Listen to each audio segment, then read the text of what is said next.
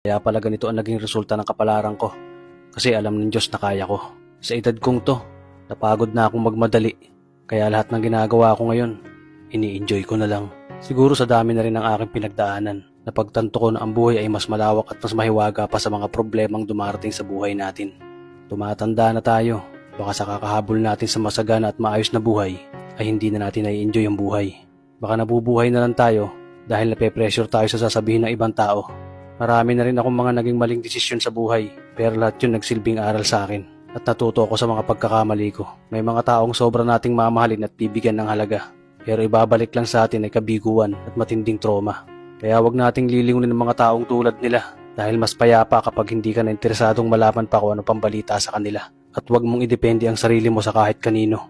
Tandaan mo, kahit sarili mong anino, iiwan ka din nito kapag madilim na ang paligid mo. Kailangan natin matutunan na huwag ikumpara ang sarili natin sa iba dahil hindi natin laban ang laban nila. Karera mo to, di nila karera. Dahil ang buhay ay hindi naman nasusukat sa kung sino ang mayaman, kundi kung sino ang payapa. Kaya galingan mo lang palagi tol dahil napakaraming tao mapanghusga, dihilahin ka pababa. At lagi mo tong tatandaan na makakatanggap ka lang ng papuri mula sa kanila kapag patay ka na.